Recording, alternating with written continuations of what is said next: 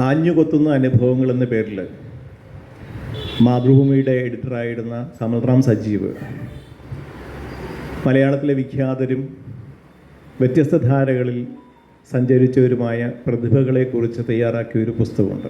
ആ പുസ്തകത്തിൽ ശ്രീ പൊൻകുന്നം വർക്കിയെക്കുറിച്ച് പറയുന്നത് മയങ്ങുന്ന അഗ്നിപർവ്വതം എന്നാണ്. മയങ്ങുന്ന അഗ്നിപർവ്വതം എന്നാണ്. ചില അഗ്നിപർവ്വതങ്ങൾ ചില കാലങ്ങളിൽ മയക്കത്തിലാഴുമെന്നും പുറമേക്ക് വന്യ നിശബ്ദതകളുടേതായ ഒരു മുഖമുണ്ടായിരിക്കെ തന്നെ ഉള്ളിൽ നിരന്തരം ചിതറാനും പൊട്ടിത്തെറിക്കാനും കാലദേശങ്ങളിലേക്ക് അഗ്നി വാരി വിതറാനുമുള്ള കെൽപ്പുണ്ടാവും എന്നുള്ള ഓർമ്മപ്പെടുത്തലിൻ്റെ പേര് കൂടിയാണ് പൊൻകുന്നം വർക്കി എന്ന് പറയുന്നത്.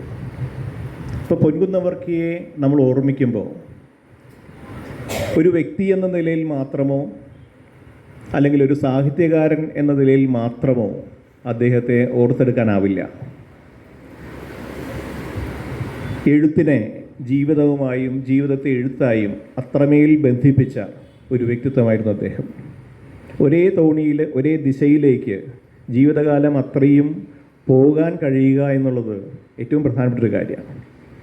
അത് ഞാൻ പറയുന്നത് എന്താണെന്ന് വെച്ചാൽ, ഇപ്പോൾ സാധാരണഗതിയിൽ നമുക്കറിയാം പലരുടെയും കാര്യത്തിൽ ഏറ്റവും നല്ല പ്രായത്തിൽ, നല്ല പ്രായം എന്ന് പറയുമ്പോൾ നിങ്ങൾക്കറിയാമല്ലോ, യുവാവായിരിക്കുമ്പോൾ ശാരീരികമായിട്ടും മാനസികമായിട്ടും നല്ല ആരോഗ്യമുള്ള അവസ്ഥയിലാണ് ഒരു മനുഷ്യൻ്റെ ഏറ്റവും പ്രധാനപ്പെട്ട എന്താ പറയുക സാഹിത്യരചനകളാവട്ടെ അല്ലെങ്കിൽ ഏത് രീതിയിലുള്ള റിസൾട്ടായാലും നമുക്ക് കിട്ടുക.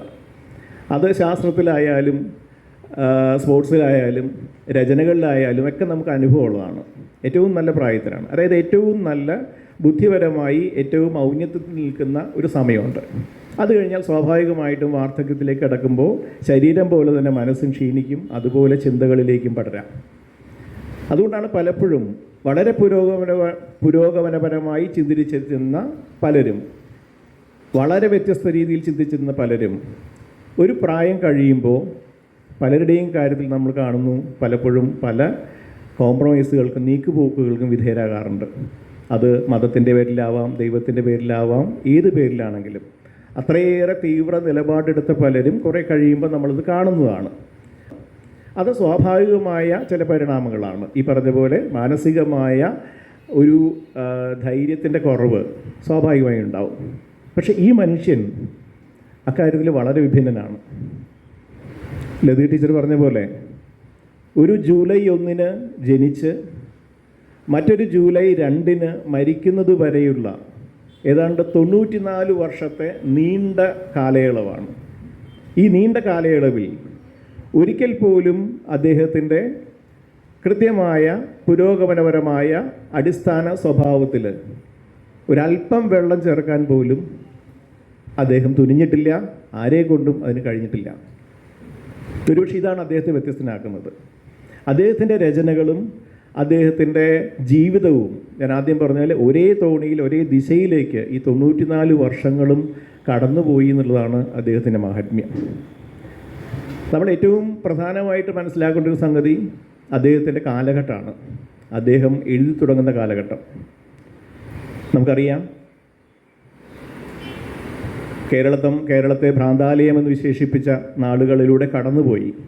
അതിനുശേഷം നവോത്ഥാന കാലഘട്ടത്തിലേക്കുള്ള കാൽവെപ്പ് ശ്രീനാരായണ ഗുരുവും അയ്യങ്കാളിയും വാഗ്ഭടാനന്ദനും ഉൾപ്പെടെയുള്ളവർ ഉഴുതുമറിച്ചിട്ട കേരളത്തിൻ്റെ മണ്ണിൽ ആ ഒരു സമയത്താണ് ഈ പ്രതിഭകൾ, ഒട്ടേറെ പ്രതിഭകൾ ആ സമയത്ത് ഉണ്ടാവുന്നുണ്ട്. നമ്മുടെ പൊൻകുന്നം വർക്കിയെപ്പോലുള്ളവർ ജനിച്ചു വീഴുന്നു, ജീവിക്കുന്നത്.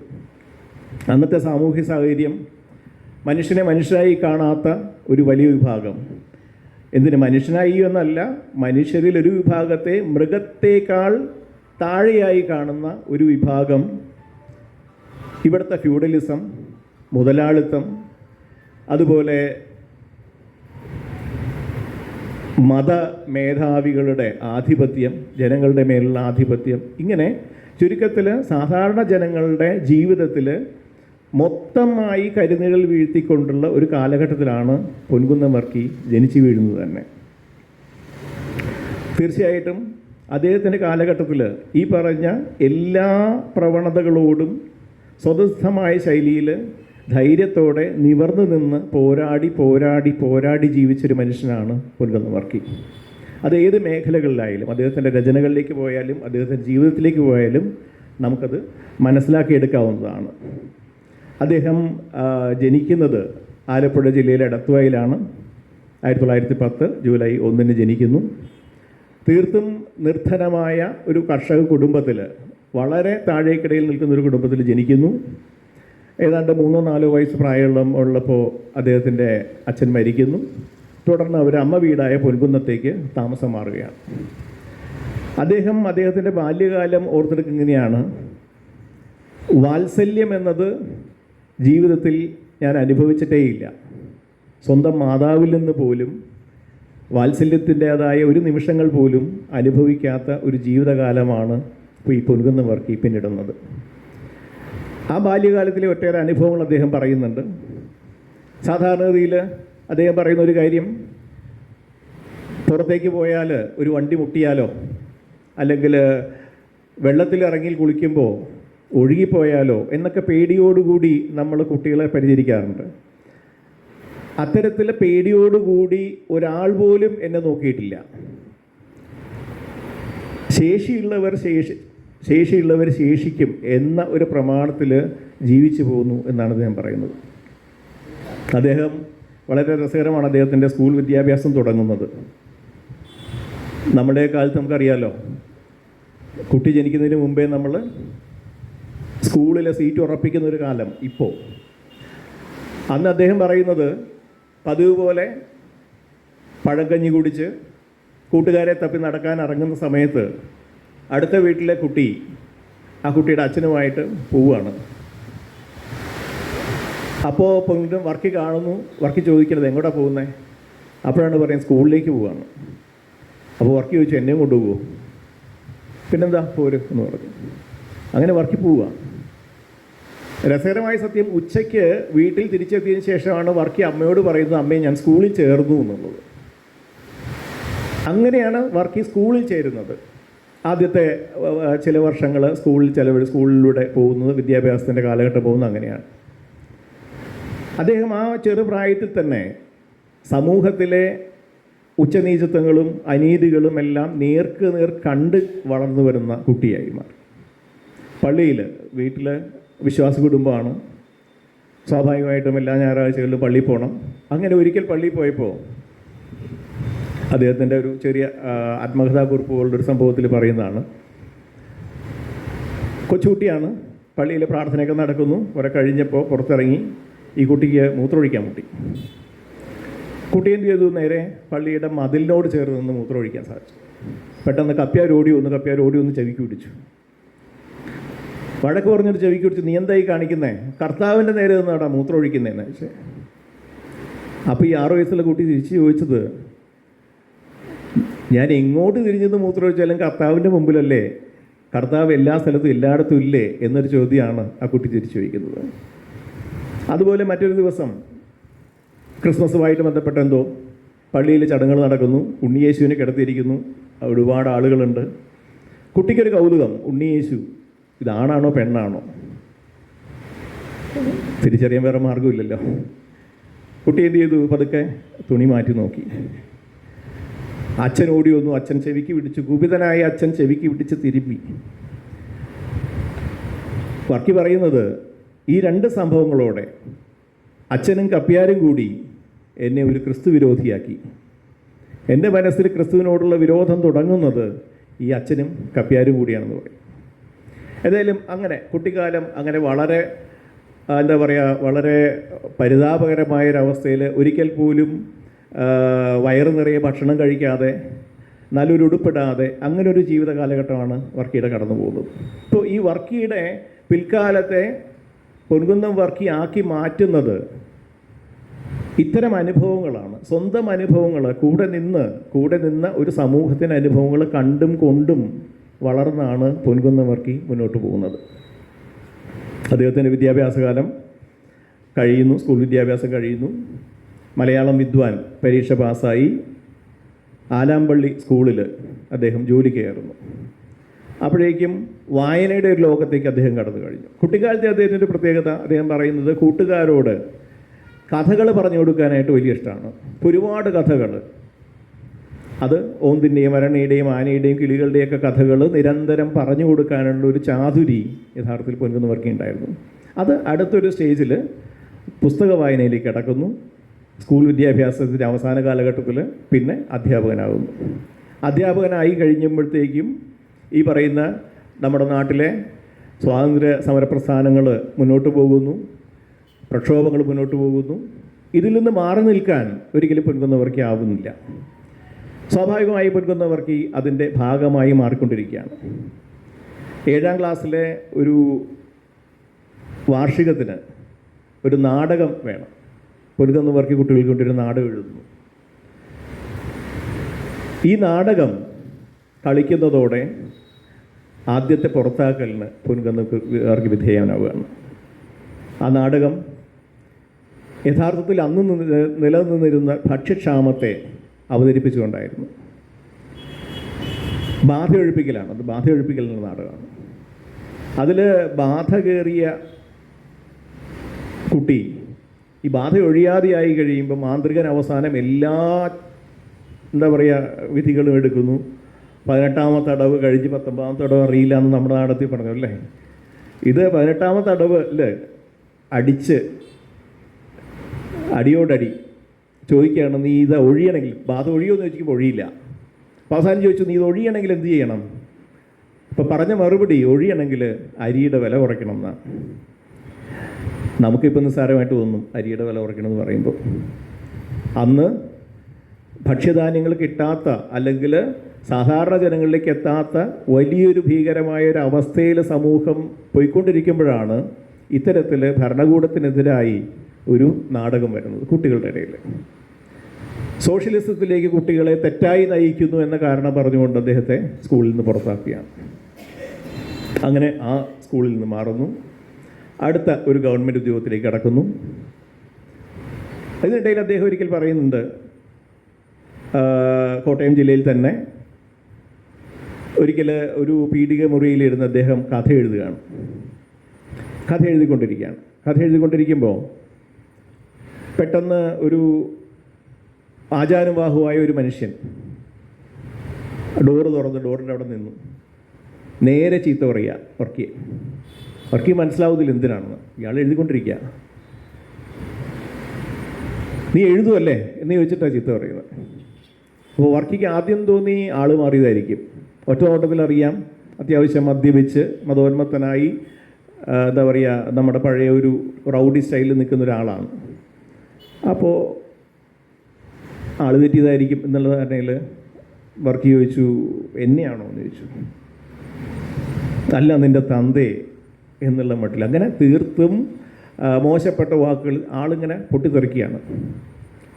അപ്പോൾ പെട്ടെന്ന് ആളുകൾ കുറച്ച് പേര് കൂടി അവർ പിടിച്ചു മാറ്റി കൊണ്ടുപോയി. പക്ഷെ വർക്കി ആലോചിക്കുന്നത് എന്താ സംഭവം എന്ന് വർക്കി പിടിയിട്ടില്ല. കുറച്ച് നാൾ കഴിഞ്ഞ് വർക്കിയും മോശക്കാരനല്ലായിരുന്നു, അറിയാലോ, നിങ്ങൾക്കറിയാം. വർക്കിയും മദ്യപാനത്തിൻ്റെ കാര്യത്തിൽ തീർത്തും മോശക്കാരനുണ്ടായിരുന്നു, അത്യാവശ്യമൊക്കെ മദ്യപിക്കുന്ന ആൾ. സ്വാഭാവികമായിട്ടും കുറച്ച് നാൾ കഴിഞ്ഞപ്പോൾ ഈ മനുഷ്യനുമായിട്ട് വർക്കി അടുത്തു. ആദ്യകാലങ്ങളിൽ ചോദിച്ചില്ല, കുറച്ച് കഴിഞ്ഞപ്പോൾ വർക്കി മനുഷ്യനോട് ചോദിച്ചു, അല്ല എന്തിനാണ് എന്നെ അന്ന് വന്ന് ചീത്ത പറഞ്ഞത്? അപ്പോൾ ആ മനുഷ്യൻ പൊട്ടിച്ചിരിച്ചുകൊണ്ട് പറഞ്ഞു, അന്ന് ചീത്ത പറയാൻ വേണ്ടി മാത്രമല്ല ഞാൻ വന്നേ, പറ്റിയാൽ കരണക്കുറ്റിക്ക് 2 തരണമെന്നും എന്നെ പറഞ്ഞ് ഏൽപ്പിച്ചിരുന്നു. വർക്കി ആര്? നമ്മുടെ വികാരിയച്ഛൻ എന്നാണ് പറഞ്ഞത്. പള്ളിയിലെ വികാരിയച്ഛനാണ് 5 രൂപ കൊടുത്ത് മതിയാവോളം മദ്യപിച്ച് പറ്റിയാൽ വർക്കിയുടെ കരണത്ത് 2 പൊട്ടിക്കണം എന്നാവശ്യപ്പെട്ടുകൊണ്ട് ഈ മനുഷ്യനെ വിടുന്നത്. വർക്കി പറയുന്ന, വ്യക്തിപരമായിട്ട് എനിക്ക് വികാരിയച്ഛനോട് വിരോധമൊന്നുമില്ല, പക്ഷേ ഞാൻ കഥ എഴുതുന്നു. അപ്പോൾ എൻ്റെ എഴുത്ത് കൊള്ളേണ്ട ഇടങ്ങളിൽ കൊള്ളുന്നു എന്ന വ്യക്തമായ സൂചനകളാണ് ഇത്തരം സംഭവങ്ങളിൽ നിന്ന് വർക്കി കിട്ടിക്കൊണ്ടിരിക്കുന്നത്. അത് വർക്കിയുടെ ആത്മവിശ്വാസം കൂട്ടുകയാണ്.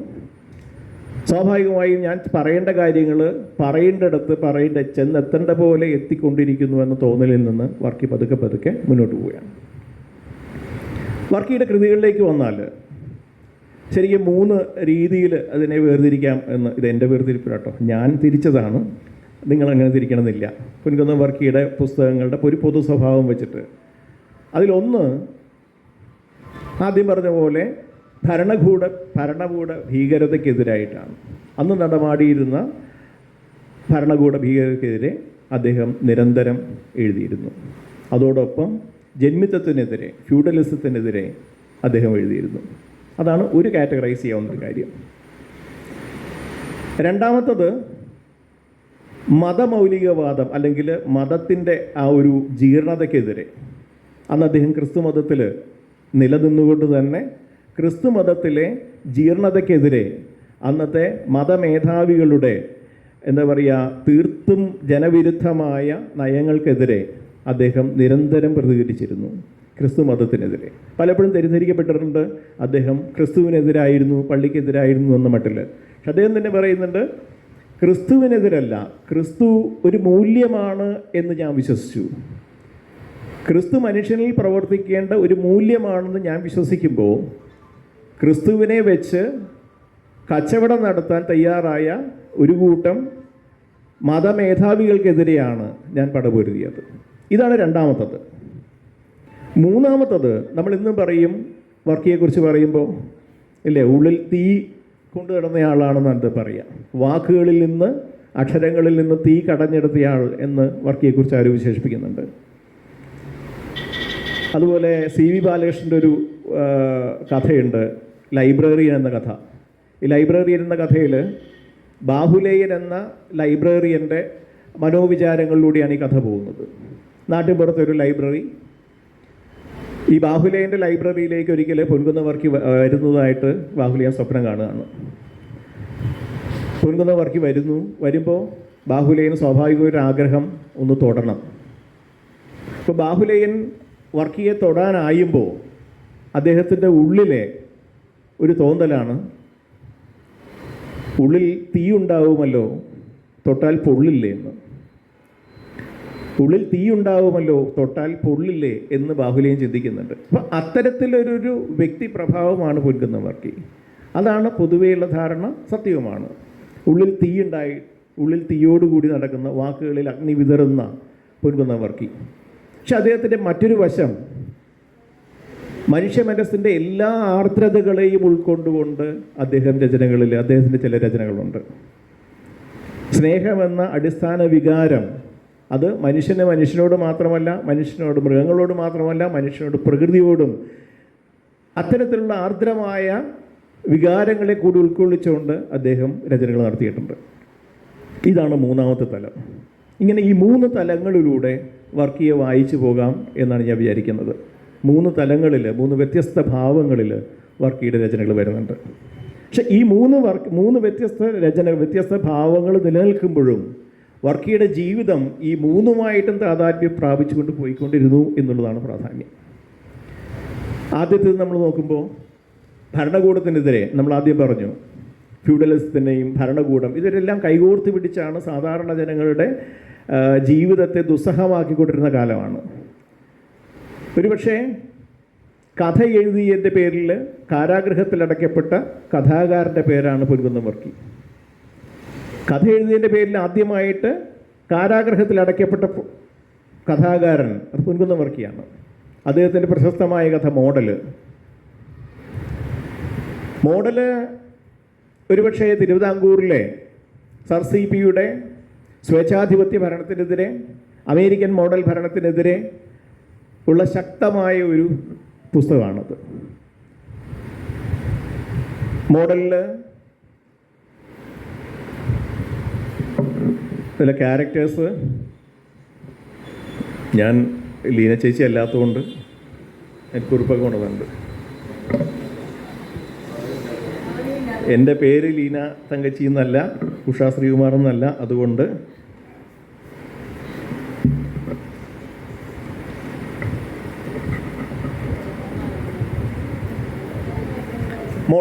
മോഡൽ എന്ന കഥയിൽ ഫ്രാൻസിസ് എന്ന തയ്യൽക്കാരൻ്റെയും പാപ്പൻ എന്ന ഒരു സാധാരണ കൃഷിക്കാരനോ ഒരു പാവം മനുഷ്യൻ്റെയും കഥയാണ് മോഡൽ പറയുന്നത്. ഫ്രാൻസിസിൻ്റെ തയ്യൽക്കട, വളരെ ചുരുക്കി പോവാൻ ഞാൻ. ഫ്രാൻസിസ് തയ്യൽക്കട, ഈ ഫ്രാൻസിസ് വിദേശ രാജ്യങ്ങളിലൊക്കെ പോയി തയ്യലൊക്കെ പഠിച്ചു വന്ന ഒരു മനുഷ്യനാണ്. പാപ്പനാവട്ടെ വർഷത്തിലൊരിക്കൽ മാത്രം കുപ്പായം ഇടാൻ ഭാഗ്യം ജപിച്ചിട്ടുള്ള ഒരു ജനതയുടെ പ്രതിനിധി. അമ്പലത്തിലെ ഉത്സവം വരുന്നു, ഉത്സവത്തിൻ്റെ സമയത്ത് മാത്രം ഒരു കുപ്പായം തുന്നി ധരിക്കുന്ന വർഗത്തിൽപ്പെട്ട ആൾ. പാപ്പൻ തുണിയുമായിട്ട് ഫ്രാൻസിൻ്റെ അടുത്ത് ചെല്ലുന്നു. ഫ്രാൻസിസ് അളവൊക്കെ എടുക്കുന്നു. കൊടുക്കാമെന്ന് പറഞ്ഞ ദിവസം കൊടുക്കുന്നില്ല. പിറ്റേ ദിവസമായി പാപ്പൻ അക്ഷമനായിട്ട്, കാരണം കുപ്പായം എല്ലാവരും കുപ്പായം ഇടുമ്പോൾ എനിക്കൊരു കുപ്പായം ഇടണം എന്നുള്ള പ്രതീക്ഷയോട് വീണ്ടും ചെല്ലുന്നു ഫ്രാൻസിൻ്റെ അടുത്ത്. ഫ്രാൻസ് അവസാനം കുപ്പായം തുന്നിയത് കൊടുക്കുമ്പോൾ പാപ്പനത് ഇട്ട് നോക്കുമ്പോൾ എന്താ പ്രശ്നം? പാപ്പൻ്റെ കഴുത്ത് കടക്കുന്നില്ല, കൈ ചേരുന്നില്ല, മൊത്തത്തിൽ പെശകാണ്. അപ്പോൾ പാപ്പൻ പറഞ്ഞു ഇതല്ല എൻ്റെ. ഫ്രാൻസിസ് സമ്മതിച്ചില്ല. ഫ്രാൻസിസ് പറഞ്ഞു ഇല്ല, ഇതാണ് നിൻ്റെ. അവസാനം തർക്കം മൂത്തപ്പോൾ ഫ്രാൻസിസ് കുറച്ച് ആൽബമൊക്കെ എടുത്തിട്ട് നോക്കിയിട്ട് ഓ നീ ബ്രിട്ടീഷ് മോഡലാണ് ഉദ്ദേശിച്ചതല്ലേ, ഞാനിത് അമേരിക്കൻ മോഡലാണ് നിനക്ക് വേണ്ടി തന്നത്, നിനക്കിതാണ് ചേരുന്നത് എന്ന് പറഞ്ഞു. പാപ്പ പൊട്ടിത്തെറിച്ചു. എൻ്റെ മോഡൽ നിശ്ചയിക്കുന്നത് നിങ്ങളാണോ ഞാനാണോ എന്ന വലിയൊരു ചോദ്യം. ആ ചോദ്യം ചോദിച്ചപ്പോൾ ഫ്രാൻസിസിൻ്റെ കട സ്തംഭിച്ചു പോയി എന്നാണ് കഥാകാരൻ പറയുന്നത്. സത്യത്തിൽ ഫ്രാൻസിസിൻ്റെ കടയല്ല സ്തംഭിച്ചത്, സർ സി പിയുടെ കൊട്ടാരമാണ് സ്തംഭിച്ചത്. ഈ സർ സി പിയെ വളരെ വ്യംഗ്യമായിട്ട് അമേരിക്കൻ മോഡല്, ഈ മോഡല് ഞങ്ങളുടെ മോഡൽ നിശ്ചയിക്കുന്നത് നീയാണോ എന്ന ചോദ്യം സർ സി പിയുടെ കരണത്തേറ്റ ഏറ്റവും മാരകമായ പ്രഹരമായിരുന്നു എന്ന് കരുതപ്പെടുകയല്ല, സത്യമായിരുന്നു. അതുകൊണ്ട് തന്നെയാണ് അദ്ദേഹത്തെ ഉടൻ ജയിലിലാക്കുന്നു. അങ്ങനെ ആ സമയത്ത് അദ്ദേഹം എഴുതിയ കുറേ കഥകൾ, മന്ത്രിക്കെട്ട് പോലുള്ള കഥകൾ. മന്ത്രിക്കെട്ടൊക്കെ നേരെ സർ സി പിയുമായിട്ട് നേരെ ഏറ്റുമുട്ടുന്ന കഥകളാണ് മന്ത്രിക്കെട്ട് എന്ന് പറയുന്നത് ചതുരംഗ കളിയുമായിട്ട് ബന്ധപ്പെട്ടൊരു കഥയാണ്. മന്ത്രിക്കെട്ടിലെ കിട്ടുപിള്ളി ആശാൻ, ചതുരംഗത്തിലെ ഏറ്റവും കേമനായ കിട്ടുപിള്ളി ആശാൻ സകലരെയും തോൽപ്പിച്ചുകൊണ്ടിരിക്കുകയാണ്. മന്ത്രിയെ വെച്ചാണ് കിട്ടുപിള്ളി ആശാൻ കളിക്കുക. മന്ത്രിയെ വെച്ചുകൊണ്ട് മന്ത്രിക്ക് ചുറ്റും മറ്റുള്ളവർ നിരന്നുകൊണ്ടുള്ള കളിയാണ്. അവസാനം ഒരു സാധാരണക്കാരൻ ഈ കിട്ടുപിള്ളി ആശാനെ തോൽപ്പിക്കുന്നു. എങ്ങനെയാണെന്നറിയോ? കാലാളെ വെച്ച് മാത്രം കളിച്ച്, കാലാളെ ഉന്തി കാലാളെ കൊണ്ട് മാത്രം ഈ മന്ത്രിയെ തോൽപ്പിക്കുന്നു. കാലാള് അവസാനത്തെ കളത്തിലെത്തുമ്പോൾ ആരാവും? ചതുരംഗ കളിയല്ലോ, നമ്മുടെ ക്യാരം എന്താ പറയുക, ചെസ്സ്. കാലാള് ഏറ്റവും അവസാനത്തെ കളത്തിലിപ്പോൾ മന്ത്രിയാവുകയാണ്. അപ്പോൾ ഈ മുന്നേറുന്ന കാലാളുകളെല്ലാം അവസാനം മന്ത്രിയായി മാറുന്ന കാഴ്ച, മന്ത്രിയെ തോൽപ്പിക്കുന്നു. ഈ രണ്ട് കഥകൾ സർ സി പിക്കെതിരെയുള്ള നേരെയുള്ള, വളഞ്ഞ വഴിയല്ല, നേരെയുള്ള ഏറ്റുമുട്ടലായിരുന്നു സർ സി പി ആയിട്ട്. അതുപോലെ ഡെമോക്രസി പോലുള്ള കഥകൾ, ഇടിവണ്ടി പോലുള്ള കഥകൾ. ഇടിവണ്ടിയൊക്കെ വായിച്ചു കഴിഞ്ഞാൽ ഇപ്പോഴും നമുക്ക് ഈ കഥകൾ വായിക്കുമ്പോൾ നമ്മുടെ മനസ്സിൽ തട്ടു കേട്ടോ. ഇടിവണ്ടിയൊക്കെ വളരെ എന്താ പറയുക, ദയനീയമായിട്ടുള്ള തോന്നുന്ന കഥകളാണ്. അതിലെ കുര്യൻ ചേട്ടൻ എന്ന് പറയുന്ന കഥാപാത്രം അന്നക്കുട്ടി എന്ന് പറയുന്ന മോളുടെ കല്യാണത്തിന് വേണ്ടിയിട്ട്, കല്യാണം കഴിക്കാൻ നിവൃത്തിയില്ലാതെയായി അവസാനം അന്യമതസ്ഥനായ രാമൻകുട്ടിയുമായിട്ട് അടുപ്പത്തിലാകുന്നു. പള്ളിക്കാരും എല്ലാവരും എതിർത്തു. അവസാനം നിവൃത്തിയില്ലാതെ ഇയാൾ കല്യാണം കഴിപ്പിക്കാൻ ദിവസം തീരുമാനിച്ചു. തലേദിവസം വൈകുന്നേരം അമ്മ ചോദിക്കുന്നുണ്ട്, എന്തെങ്കിലും അവർക്കൊരു കാപ്പിയെങ്കിലും കൊടുക്കണ്ടേ? അവിടെ ഒന്നുമില്ല. അതിനു വേണ്ടിയിട്ട് സന്ധ്യ കഴിഞ്ഞപ്പോൾ ആൾ പുറത്തിറങ്ങുകയാണ്. അപ്പോൾ ഈ പോലീസിൻ്റെ തേർവാഴ്ച, പട്ടാളത്തിൻ്റെ തേർവാഴ്ച നടക്കുന്ന കാലമാണ്. ഈ പോകുന്ന പോക്കിൽ പട്ടാളക്കാർ വണ്ടി വന്ന്, ഇടിവണ്ടി എന്ന് പറയുന്നതിനെ തന്നെയാണ്, സകലരെയും ദരിദ്രരായി കാണുന്ന സകലരെയും അടിച്ചു കൂട്ടിക്കൊണ്ടുള്ള ഇതാണ്. അങ്ങനെ വീണ് തല്ലുകൂട്ട അവശനായി കിടക്കുന്നു. ഈ രാമൻകുട്ടിയെയും പോലീസ് അറസ്റ്റ് ചെയ്തു. അങ്ങനെ വളരെ ദയനീയമായി തോന്നുന്ന കഥകളാണത്.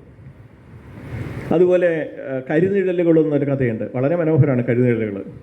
അതിലും ഇത് തന്നെ പോലീസിൻ്റെ അതിക്രമത്തെ വളരെ ഭംഗിയായിട്ട് പ്രദർശിപ്പിക്കുന്നുണ്ട്. ഷർട്ടിൻ്റെ തുണി, പണ്ട് ഈ റേഷൻ കടയിൽ നിന്നാണ് അല്ലേ, റേഷൻ കടയിൽ നിന്നാണ് തുണി കിട്ടുക ഷർട്ടടിക്കാനൊക്കെ. ആ തുണി ചോദിച്ചതിൻ്റെ പേരിലൊരു വിദ്യാർത്ഥിയെ, ഒരു പയ്യനെ അവർ മർദ്ദിക്കുന്നതും അതിനെ തുടർന്നുള്ള പ്രതിഷേധങ്ങളും, ആ പ്രതിഷേധ യോഗത്തിൽ അധ്യക്ഷം വഹിച്ചതിൻ്റെ പേരിൽ അയാളുടെ വീട്ടിൽ കയറിയിട്ട്, ആ വേറൊരു പയ്യൻ്റെ വീട്ടിൽ കയറി അർദ്ധരാത്രി പോലീസിൻ്റെ തേർവാഴ്ച. ഇത് നമുക്കിപ്പോൾ അത്ഭുതമായിട്ട് തോന്നും, പക്ഷേ അന്ന് ഇതൊരു അത്ഭുതമല്ല. അടിയന്തരാവസ്ഥയ്ക്ക് മുമ്പാണെന്ന് ആലോചിക്കുക. അടിയന്തരാവസ്ഥ കാലത്ത് വീണ്ടും കിരാതമായ പലതും നടന്നു. അന്ന് ഇത്തരം തേർവാഴ്ചകൾ നിരന്തരം നടന്നുകൊണ്ടിരുന്നു. പക്ഷേ ഇതിൻ്റെ എല്ലാം ഒരു വശത്ത് ഈ പറയുന്ന അധ്വാനിക്കുന്ന അല്ലെങ്കിൽ തീരെ താഴേക്കിടയിലുള്ള ജീവിക്കാൻ നിവൃത്തിയില്ലാത്ത ഒരു വലിയൊരു വിഭാഗം ജനങ്ങളാണ് എന്നും ഇതിൻ്റെ ഒരു വശത്ത് നിലകൊണ്ടതെന്നുള്ളതാണ് അതിൻ്റെ പ്രാധാന്യം. അതുപോലെ ഒന്നാണ് നാടകങ്ങൾ. ഇദ്ദേഹം വലിയൊരു നാടകകൃത്തും കൂടിയായിരുന്നു. ചെറുകഥകൾ മാത്രമല്ല, നാടകം ഇദ്ദേഹത്തിൻ്റെ ഏറ്റവും പ്രധാനപ്പെട്ട ഒരു പ്ലാറ്റ്ഫോമായിരുന്നു നാടകം എന്ന് പറയുന്നത്. ഇതിൽ നാടകത്തിലെ ഒരു ജേതാക്കൾ എന്നൊരു നാടകം 1946 ഇറങ്ങിയ ജേതാക്കൾ എന്ന നാടകമുണ്ട്. ഈ നാടകവും ഇതുപോലെ തന്നെയാണ്. ആ നാടകത്തിൻ്റെ അവസാനം ഈ പറഞ്ഞ പോലെ ക്ലാസ് വാറിന് പ്രേരിപ്പിക്കുന്നു എന്ന് ആരോപിച്ചുകൊണ്ട് അദ്ദേഹത്തെ പോലീസ് പിടിക്കുന്നുണ്ട്. വർഗസമരത്തിന് പ്രേരിപ്പിച്ചു എന്ന കാരണത്താൽ നാടകം ജേതാക്കൾ എന്ന നാടകത്തിൽ, ആ നാടകത്തിലൊരു കഥാപാത്രം ഇതുപോലെ മീറ്റിങ്ങിൽ പ്രസംഗിച്ചതിൻ്റെ പേരിൽ അതിലെ കഥാപാത്രത്തിൻ്റെ അച്ഛൻ ഈ ഭരണത്തിൻ്റെ കൂടിയാണ്, ഭരണവർഗത്തിൻ്റെ കൂടിയാണ്. അവസാനം അദ്ദേഹം ഒരു കടലാസുമായിട്ട് മോൻ്റെ പുറകെ പോകുന്നുണ്ട്. രവീന്ദ്രൻ എന്നാണ് മോൻ്റെ പേര്. രവീന്ദ്രൻ്റെ അടുത്ത് പോയിട്ട് നീ ഇതിൽ നിന്ന് ഒപ്പിട്ട് തന്നാൽ മതി, നിന്നെ കേസിൽ നിന്നൊക്കെ ഒഴിവാക്കാം, മാപ്പാണ്. ഇദ്ദേഹം പറയുന്നുണ്ട് ഒരുപാട് തവണ മാപ്പുകൾ എഴുതി കൊടുക്കാനുള്ള സാഹചര്യം ഒരുങ്ങി വന്നയാളാണ് പൊൻകുന്നം വർക്കി. ആദ്യം സ്കൂളിൽ സോഷ്യലിസത്തിലേക്ക് കുട്ടികളെ പ്രേരിപ്പിക്കുന്നു എന്ന കാരണം പറഞ്ഞ് അദ്ദേഹത്തെ പുറത്താക്കുമ്പോൾ മാനേജ്മെൻറ്റ് പറയുന്നുണ്ട് നിങ്ങൾക്കത് മാപ്പ് എഴുതി കൊടുത്താൽ നിങ്ങൾക്ക് സ്കൂളിൽ തിരിച്ചു കയറാം. മറ്റൊരിക്കലും മോഡലിൻ്റെ പേരിൽ ജയിലിലാകുമ്പോൾ സർ CP-യുടെ ഉദ്യോഗസ്ഥർ, ജയിൽ സൂപ്രണ്ട് തന്നെ നേരിട്ട് പറയുന്നുണ്ട് ഇനി ഇത് ആവർത്തിക്കില്ല എന്ന് എഴുതി കൊടുത്താൽ നിങ്ങൾക്ക് പുറത്തു പോകാം, എന്തിനാ ജയിലിൽ കിടക്കുന്നതെന്ന് ചോദിക്കേണ്ടത്. അന്ന് സധൈര്യം അദ്ദേഹത്തിൻ്റെ നിലപാട് പ്രഖ്യാപിച്ചതാണ്, ഞാൻ ഏത് ലക്ഷ്യത്തിലേക്കാണോ മുന്നേറുന്നത് ആ ലക്ഷ്യത്തിൽ ജയിലുകൾ എനിക്ക് ഒരു വിഷയമേ അല്ല എന്നുള്ളത്. ഇന്ന് നമ്മൾ തിരിഞ്ഞു നോക്കുമ്പോൾ നമുക്കറിയാം മാപ്പുകൾ എഴുതി കൊടുത്ത് സ്വാതന്ത്ര്യ സമരത്തെ ഒറ്റുകൊടുത്ത പലരും ഇന്ന് ഇന്ത്യയിലെ പ്രധാനപ്പെട്ട ആളുകളായിട്ട് വിലസുകയാണ് അല്ലേ. പാർലമെൻറ്റ് ഹാളിൽ പോലും ചിത്രം അനാച്ഛാദനം ചെയ്യപ്പെട്ട ആളുകളുണ്ട്. എത്ര തവണ എഴുതി കൊടുത്തു എന്ന് ഇപ്പോഴും ഗവേഷണം നടത്തിക്കൊണ്ടിരിക്കുക ആളുകൾ അത്രയേറെ. അപ്പോഴാണ് നമ്മൾ ഈ പൊൻകുന്നം വർക്കിയെ പോലുള്ളവരുടെ ഒരു പ്രാധാന്യം നമുക്ക് മനസ്സിലാക്കുക. വളരെ നിസ്സാരമായിട്ട് എഴുതി കൊടുത്താൽ. അതുപോലെ നാടകത്തിൻ്റെ സമയത്ത് ഒരു കാര്യം പറയുന്നു, ഈ നാടകം എഴുതിയപ്പോൾ ഞാൻ അധികമൊന്നും ഉദ്ദേശിച്ചിരുന്നില്ല എന്ന് മാത്രം എഴുതി കൊടുത്താൽ മതി എന്നാണ് പറഞ്ഞത്. ഈ പറഞ്ഞ നാടകം, അതായത് ജേതാക്കൾ എന്ന് പറയുന്ന നാടകം എഴുതി അത് വിവാദമായപ്പോൾ പറഞ്ഞത് ഈ നാടകം എഴുതിയപ്പോൾ ഞാൻ അങ്ങനെയൊന്നും ഉദ്ദേശിച്ചില്ല എന്ന് എഴുതി കൊടുത്താൽ മതി എന്നാണ്. അതിന് അദ്ദേഹം പറഞ്ഞ മറുപടി, ഇതിൽ നിന്ന് എന്തൊക്കെ ഉദിക്കുന്നുവോ ഇതെല്ലാം ഞാൻ ഉദ്ദേശിച്ചത് തന്നെയാണെന്നാണ്. ഈ നാടകം കണ്ട് അതിൽ നിന്ന് എന്തൊക്കെ നിങ്ങളുടെ മനസ്സിൽ ഉദിക്കുന്നുവോ ഇതെല്ലാം ഞാൻ മനഃപൂർവ്വം ഉദ്ദേശിച്ചതാണ് എന്നാണ് അദ്ദേഹം കൊടുത്ത മറുപടി. അപ്പം അങ്ങനെ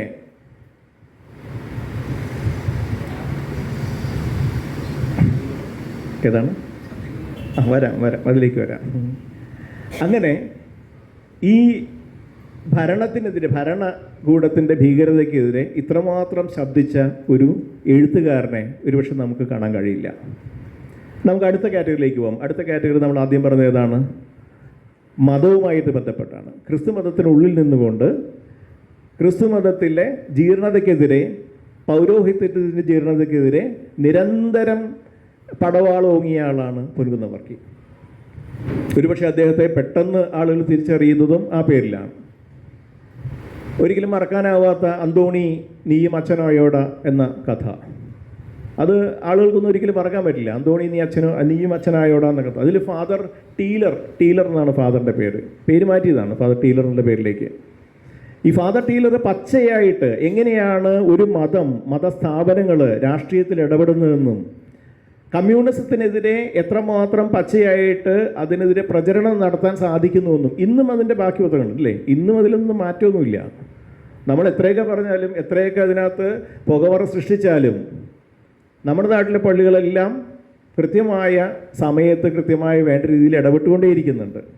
അന്ന് പിന്നെ പച്ചയായിട്ട് ഇതിനെതിരെ പ്രചരണം നടത്തി തെരഞ്ഞെടുപ്പിൽ പോലും പൂർണ്ണമായി നിയന്ത്രണത്തിലാക്കിക്കൊണ്ട് പ്രചരണം നടത്തിയ ആളാണ് ഫാദർ ടീലർ. അതിൽ കമ്മ്യൂണിസ്റ്റ് എന്ന പേരിൽ, കമ്മ്യൂണിസത്തിൻ്റെ കൂടെ നിൽക്കുന്നു എന്നൊരു പേരിൽ പീറ്റർ എന്ന കഥാപാത്രത്തെ പള്ളിക്കുറ്റത്തും ചുമത്തുന്നു, പീറ്ററിനെ ഒഴിവാക്കുന്ന രീതിയിൽ പോകുന്നു.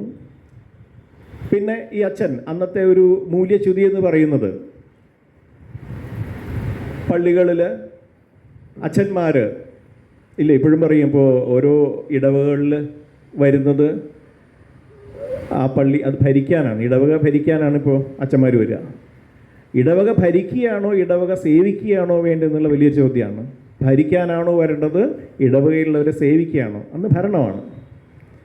ഈ അച്ഛന് ഫാദർ ടീലർക്ക് ഈ പറഞ്ഞ പോലെ അടുത്ത വീടുകളിൽ സാധാരണഗതിയിൽ ഈ സ്ത്രീകളുണ്ട്, ഭർത്താക്കന്മാരെല്ലാം ഇല്ലാത്ത സ്ത്രീകൾ, അത്യാവശ്യം അസുഖങ്ങളെന്തെങ്കിലുമുള്ള സ്ത്രീകൾ തലയ്ക്ക് പിടിച്ച് ഒഴിഞ്ഞ് ഒക്കെ ശരിയാക്കുന്ന പരിപാടി ഈ ടീലർക്കുണ്ട്. നിരന്തരം ഇത്തരം ആരോപണങ്ങൾക്ക് വിധേയനാണ് ടീലർ. ഒരു ദിവസം ടീലർ രാത്രി ഏതാണ്ട് 12 മണിയോടെ, അപ്പോൾ ഇലക്ഷനിൽ ഇവർ തോക്കുന്നു, കമ്മ്യൂണിസ്റ്റുകാർ വിജയിക്കുന്നു. നിരന്തരം പ്രചരണം നടത്തിയിട്ടും ടീലർ അവസാനം പരാജയപ്പെടുന്നു. പക്ഷേ പിറ്റേ ദിവസം പള്ളിയിലെ കുർബാന സമയത്ത്, കുർബാന കഴിഞ്ഞ പ്രസംഗമാണ് ടീലറിൻ്റെ. ടീലർ പറയുന്നത്, നമ്മൾ ക്രിസ്ത്യാനികൾ കമ്മ്യൂണിസ്റ്റുകാരായിട്ട് നമുക്കെന്താ കുഴപ്പം? നമ്മൾ അവരൊക്കെ ആയിട്ട് നല്ല ബന്ധത്തിലുള്ള ആളുകളാണ്, നമുക്കതിൻ്റെ ഒരു പാരമ്പര്യമുള്ളതാണ് എന്ന മട്ടിൽ കീഴ്മേൽ മറിയാനായിട്ട് അന്നത്തെ മതപൗരോഹിത്യം എന്നും ശ്രമിച്ചൊരു കാര്യമാണ്. ഇന്നുണ്ടല്ലേ, സത്യത്തിൽ ഈ ടോപ്പിക് അല്ലെങ്കിൽ കൂടി എന്താ പറയുക, രാഷ്ട്രീയത്തിൽ നമ്മൾ പറയും ഒരു വ്യക്തിക്ക് വളരെ പ്രാധാന്യമുണ്ടെന്ന് പറയും. ഇത്രയേറെ സൗമ്യനായ, ഇത്രയേറെ ജനകീയനായ, ഒരാക്ഷേപത്തിനും വകയില്ലാത്ത, ഇത്രയും കഴിവുള്ള ഒരു മനുഷ്യൻ നമ്മുടെ അടുത്ത് തോറ്റു. തൃശ്ശൂർ രാഷ്ട്രീയത്തിന് അതീതമായിട്ടാണ് ഞാൻ പറയുന്നത്, രാഷ്ട്രീയമൊക്കെ മാറ്റി നിർത്തിക്കഴിഞ്ഞാൽ പോലും തോറ്റു. അതിൻ്റെ ഒരു കണക്കെടുപ്പ് നടത്തിയാൽ നമുക്ക് വളരെ കൃത്യമായിട്ട് മനസ്സിലാകും ഒരു സമുദായം ഒന്നടങ്കം എന്തിനു വേണ്ടിയോ മാറ്റി ചവിട്ടുന്ന കാഴ്ചകൾ. അപ്പോൾ ഈ സമുദായത്തിന് ഒന്നടങ്കം മാറ്റി ചവിട്ടണമെങ്കിൽ അതിലെന്തെങ്കിലും ഒരു അച്ചുതണ്ട് വേണം. ഒരു അച്ചുതണ്ടിനെ ചുറ്റിനിട്ടേ ആളുകൾക്ക് ചവിട്ടാൻ പറ്റും, അല്ലേ? ഓരോരുത്തരല്ല അത്.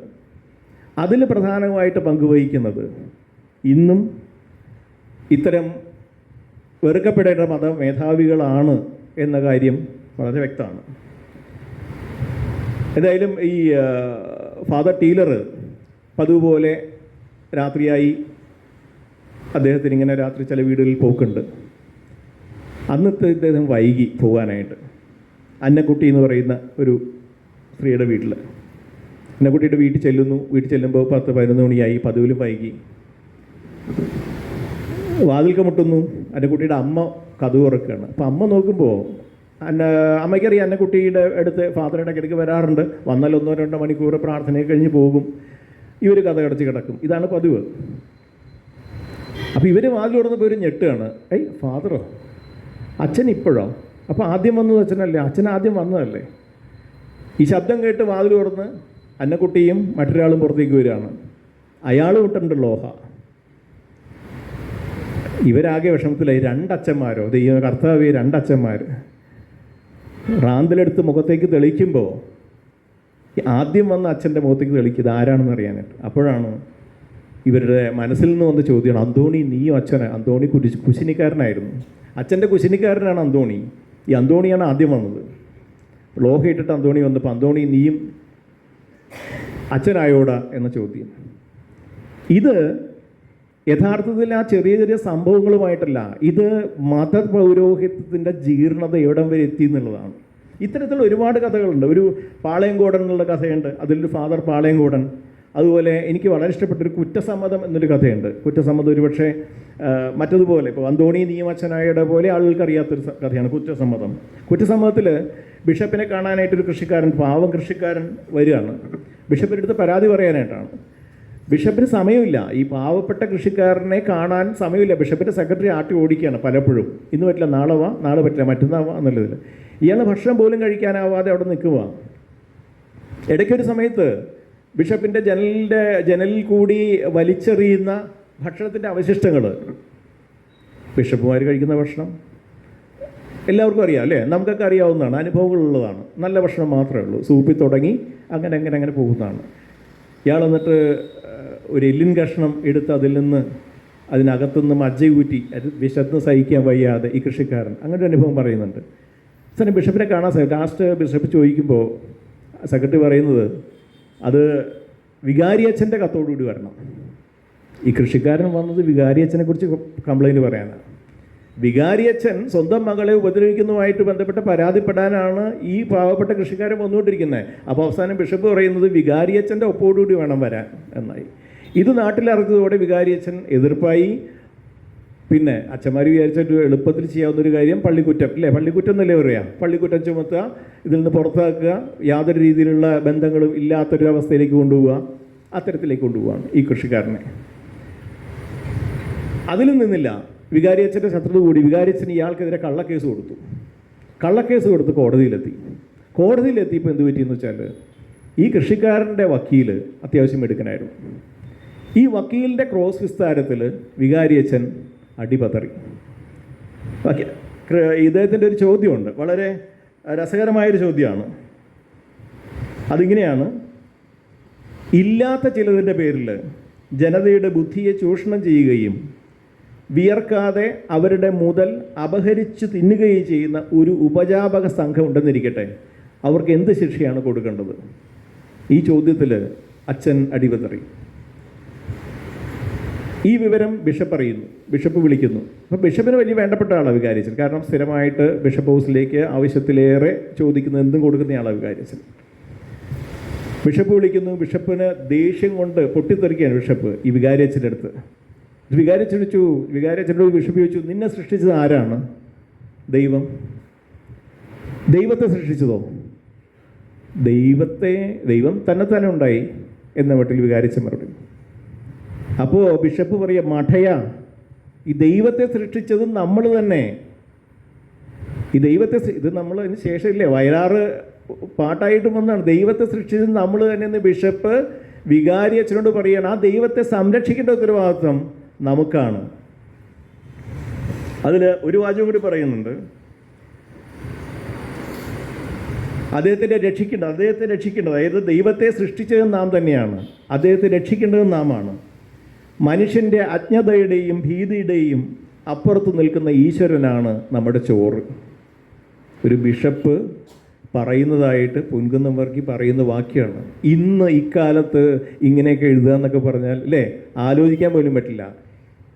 ഇതിലൊക്കെ ഒരു വാചകം ഇന്ന് എഴുതാൻ, ഇന്നത്തെ ഈ കാലഘട്ടത്തിൽ സ്വതന്ത്ര ഇന്ത്യയുടെ 75 വർഷം കഴിഞ്ഞു, അല്ലേ?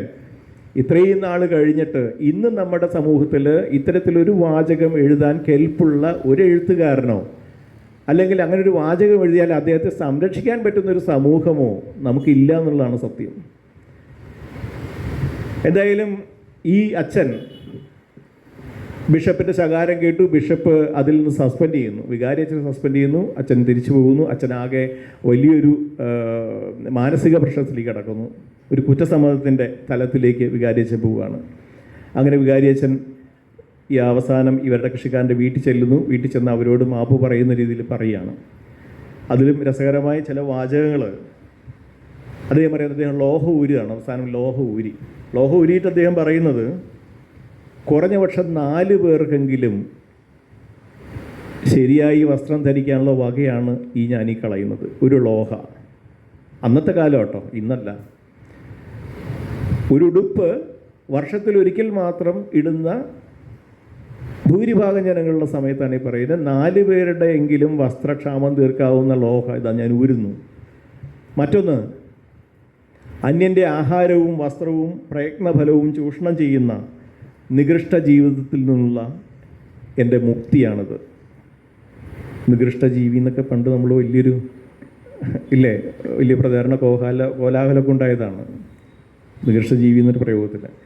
അപ്പോഴാണ് ഇങ്ങനെ പറയുന്നത്, അന്യൻ്റെ ആഹാരവും വസ്ത്രവും പ്രയത്നഫലവും ചൂഷണം ചെയ്യുന്ന നികൃഷ്ട ജീവിതത്തിൽ നിന്നുള്ള എൻ്റെ മുക്തി എന്ന് പറയുന്നത്. ഞാൻ പറഞ്ഞതുപോലെ ഇപ്പോൾ നമുക്കിത് ആലോചിക്കാൻ പറ്റില്ല.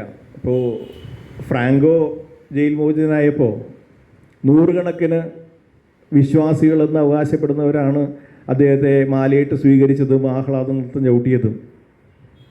ആ ഒരു കാലഘട്ടത്തിലാണ് നമ്മൾ ജീവിക്കുന്നത്. അതുകൊണ്ടാണ് ഞാൻ പറഞ്ഞത്, ഈ കാലഘട്ടത്തിൽ എനിക്ക് തോന്നുന്നു പിന്നെ ഇത്തരം പുസ്തകങ്ങളൊന്നും ഇവരാരും വായിക്കാറില്ല തോന്നുന്നു. അതുകൊണ്ട് ഈ പുസ്തകങ്ങൾക്ക് ഇന്നും നമുക്ക് ലഭ്യമാണ്. ഇത്തരം വാചകങ്ങൾ ഇതിലുണ്ടെന്നൊന്നും പൊതുവെ ഇവരറിയുന്നില്ല. കാരണം വായന ഒരല്പം കുറവായതുകൊണ്ടാവാം. ഈ ഫ്രാങ്കോമാരുടെ കാലഘട്ടത്തിൽ, ഇന്നത്തെ ഈ കാലഘട്ടത്തിൽ ഈ എഴുത്തിനുള്ള പ്രസക്തി എത്രയാണെന്ന് നമുക്ക് ആലോചിക്കാവുന്നതുള്ളൂ.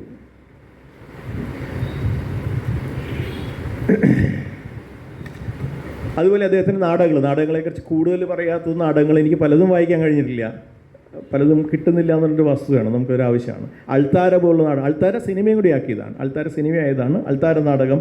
അതിലെ ഫാദർ മാന്തോപ്പൻ ഉൾപ്പെടെയുള്ള അത് നല്ല നല്ല ക്യാരക്ടേഴ്സാണ്. അതായത് പൂർണ്ണമായിട്ടും എല്ലാ അവസ്ഥയിലും ഇതിനെ തള്ളിപ്പറയുകയല്ല ചെയ്യുന്നത്. ഞാൻ ആദ്യം പറഞ്ഞ പോലെ ക്രിസ്തുവിനെ ഒരു മൂല്യമായിട്ട് സ്വീകരിച്ചുകൊണ്ടാണ് ഇദ്ദേഹം പോരാടുന്നത്. അപ്പോൾ ക്രിസ്തു മതത്തിലെ മൂല്യച്യുതികൾക്കെതിരെയാണ്, അതിലെ ജീർണതകൾക്കെതിരെയാണ് ഇദ്ദേഹം പോരാടുന്നത്.